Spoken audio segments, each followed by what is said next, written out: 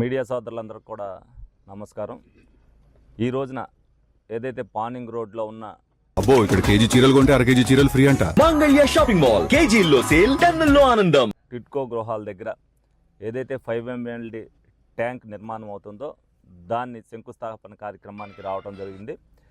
ఏదైతే 150 MLD ఇక్కడ కడతానన్నప్పటికీ కూడా ఇక్కడ 1920 ఫ్లాట్లు మరి నిర్మాణం అవుతున్నాయి కాబట్టి ఆ ప్రజలకి మరి ఎటువంటి ఇబ్బంది ఉండకూడదో మంచినీళ్ళతో అన్న ఉద్దేశంతో మరి ఈ ట్యాంక్ నిర్మాణం చేపట్టమని చెప్పి టిడ్కో అధికారులను అడగటం, వాళ్ళు కూడా పైకి రాయటం, అది వెంటనే శాంక్షన్ అయ్యి మరి ఇమీడియట్గా 500 MLDకి ట్యాంక్ నిర్మాణం కోసం మరి ప్రభుత్వం కూడా గ్రాంట్ చేసినందుకు ప్రభుత్వానికి కూడా ధన్యవాదాలు తెలుపుతున్నాను ఏలూరు ప్రజానీకం తరఫున.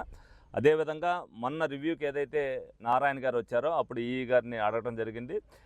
అదేవిధంగా ఈఈ గారు చెప్పినప్పుడు ఆ పనులు త్వరితగతిని సాగట్లేదని చెప్పడం జరిగింది. ఏదైతే ఆ మెయిన్ కాంట్రాక్టర్ ఎస్పీసీఎల్ వారు ఉన్నారో వాళ్ళు కూడా మిగతా గ్రూప్ ఆఫ్ ఏదైతే ఉన్నాయో 3 భాగాలుగా విభజించి 3 వాటికి కూడా వాళ్ళు సబ్ కాంట్రాక్ట్ ఇవ్వడం జరిగింది.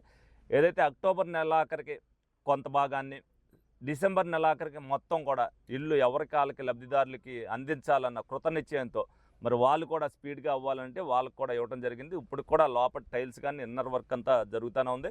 ఎస్సీ గారు కానీ ఈఈ గారు కానీ ఇతర టిడ్కో అధికారులు కానీ దీన్ని కూడా రోజు కూడా పర్యవేక్షించడం జరుగుతుంది.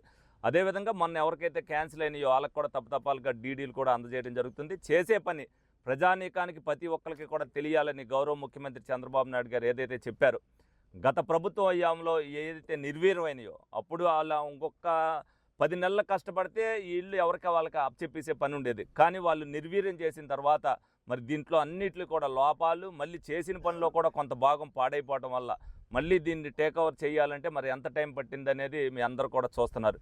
డెఫినెట్గా ఏదైతే ఆ రోజున హామీ ఇచ్చారో చంద్రబాబు నాయుడు గారు, టిడ్కో ఇల్లు లబ్ధిదారులు ఎవరైతే ఉన్నారో ఆ కంప్లీట్ అయిన ఇళ్ళన్నింటినీ కూడా మిగతా భాగాన్ని కంప్లీట్ చేసి వాళ్ళకి ఇవ్వాలనే కృతనిశ్చయంతో ఒక నిర్ణయం తీసుకున్నారు. దాన్ని అమలు చేసే బాధ్యతను మేమందరం కూడా అధికారులు అవ్వచ్చు, ప్రజాప్రతినిధులు అవ్వచ్చు, అదేవిధంగా కూటమి నాయకులు అవ్వచ్చు, అందరం కూడా ఆ బాధ్యతను తీసుకున్నాం. వీళ్ళకి అనుకున్న టైంలో డిసెంబర్ నెలాఖరికల్లా ఈ 1920 మందికి ఎక్కడ ఏదైతే పానింగ్లో ఉన్నాయో అన్నీ కూడా అందజేయడం జరుగుతుంది.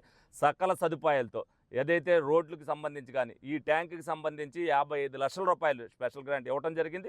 ఆ ట్యాంక్ కానీ వాటర్ సప్లై కానీ ఏ ఇబ్బంది లేకోకుండా ఇక్కడ టిడ్కో గృహాలు 1920 కుటుంబాలకి అందజేయడం జరుగుతుందని సందర్భంగా తెలియజేయడం జరుగుతుంది.